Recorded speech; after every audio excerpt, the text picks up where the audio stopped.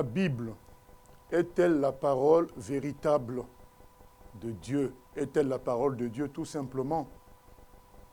Voilà la question qui se pose à nous aujourd'hui, parce que beaucoup de gens meurent, sont dans la destruction parce qu'ils négligent la parole de Dieu.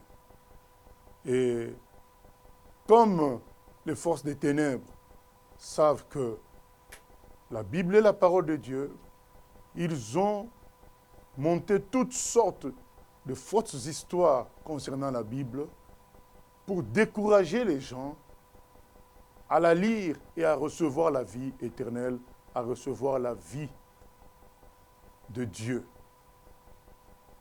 Dit-on que c'est les Européens, les Blancs, entre guillemets, qui l'auraient inventé pour dominer sur les autres peuples, alors que c'est un livre qui parle principalement des Juifs, des Asiatiques, des Sémites.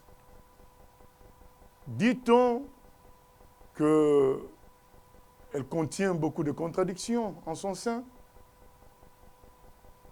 Dit-on qu'il y aurait des erreurs dans la Bible? Et il y en a qui doutent de la véracité de la Bible parce qu'ils considèrent tout simplement que Dieu ne peut pas avoir un seul livre. Il en a plusieurs. Donc la Bible, on la relativise.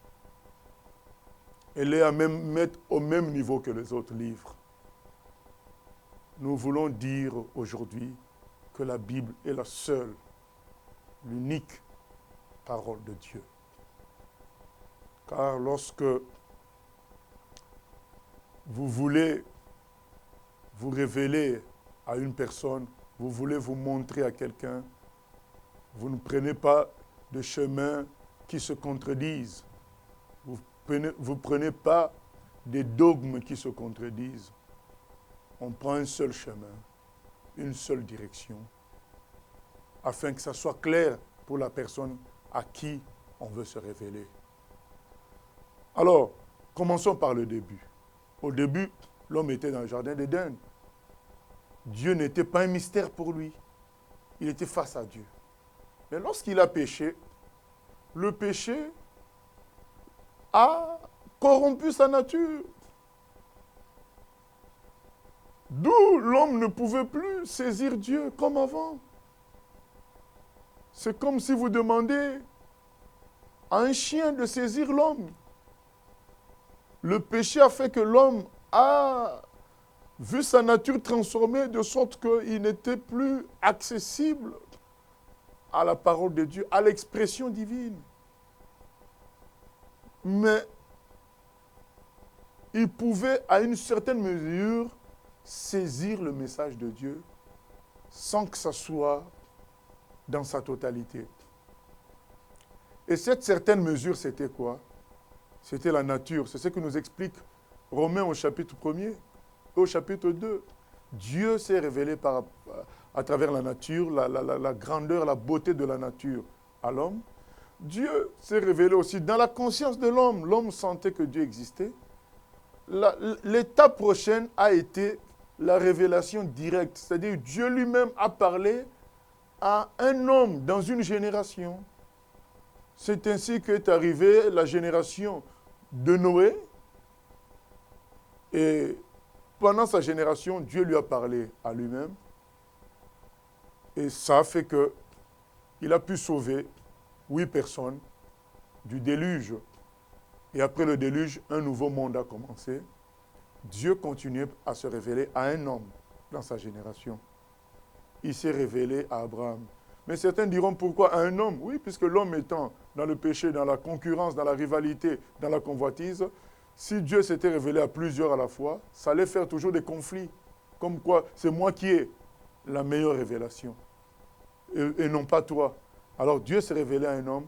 Et le comportement de cet homme-là faisait de lui une lumière pour sa génération, un moyen d'accéder à Dieu. Et Abraham a été une lumière pendant sa génération, de sorte que finalement, à partir d'Abraham, il y a eu la transmission à Isaac et puis à Jacob. Et c'est à partir de Jacob que Dieu se fait un peuple qu'il nomme Israël et se révèle à Israël à travers l'héritage d'Abraham, d'Isaac. C'est pourquoi il s'est appelé Abraham, le Dieu d'Abraham, d'Isaac et de Jacob. Et Dieu a suscité à ce peuple un prophète, Moïse, à qui il a donné des lois, afin que ce peuple-là soit une lumière pour tous les autres peuples. Israël est le peuple de Dieu à qui Dieu s'est révélé à travers Moïse, en lui confiant la loi. Ensuite, Jésus, le Fils de Dieu, vient, la parole véritable, la parole totale. C'est ainsi qu'il est écrit dans Hébreux au chapitre 1er. Après avoir autrefois, à plusieurs reprises et de plusieurs manières parlé à nos pères par les prophètes, Dieu, dans ces derniers temps, nous a parlé par le Fils, qu'il a établi héritier de toutes choses, par lequel il a aussi créé le monde, et qui, étant le reflet de sa gloire et l'empreinte de sa personne, et soutenant toutes choses par sa parole puissante, a fait la purification des péchés et s'est assis à la droite de la majesté divine dans le lieu très haut. Devenu d'autant supérieur aux anges qu'il a hérité d'un nom plus excellent que le leur. Donc Dieu finit par nous parler par son Fils, Jésus-Christ. Donc c'est Jésus qui est la parole de Dieu. Mais ce que Jésus a fait, a dit, a été consigné. De sorte qu'aujourd'hui, nous avons l'héritage de Moïse, que nous appelons le Premier Testament, l'Ancien Testament, qui est la parole de Dieu, parce que Jésus a cité dans son ministère terrestre les Écritures en disant « il est écrit ». C'était les Écritures qu'avaient laissées Moïse et les prophètes. Ensuite, il y a le Nouveau Testament, qui sont les écrits, les paroles, les faits et gestes, miracles et autres accomplissements de Jésus. Et ces deux parties constituent ce que nous appelons la parole de Dieu. Ce n'est pas l'invention d'un homme, c'est l'inspiration divine. C'est par le Saint-Esprit que Moïse et les prophètes ont écrit. Jésus a reconnu leurs écrits. Et aujourd'hui, nous avons les écrits du Nouveau Testament, écrits par les apôtres qui étaient les compagnons de Jésus, les collaborateurs de Jésus. Donc c'est normal que nous leur fassions confiance lorsqu'ils disent des choses que Jésus a faites. C'est ainsi que la Bible a été constituée.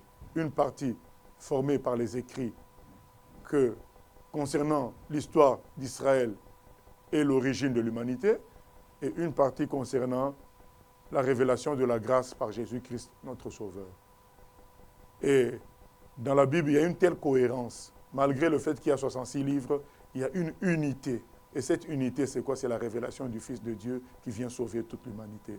Malgré le fait que ces 66 livres, nous voyons une cohérence dans tous ces écrits. Tous nous amènent au même objectif, c'est connaître Dieu par son Fils Jésus-Christ. La Bible est la parole de Dieu est l'unique livre qui fait autorité en matière de foi et de doctrine. Que personne ne vous trompe. La Bible est la parole de Dieu. Que Dieu vous bénisse. À la prochaine.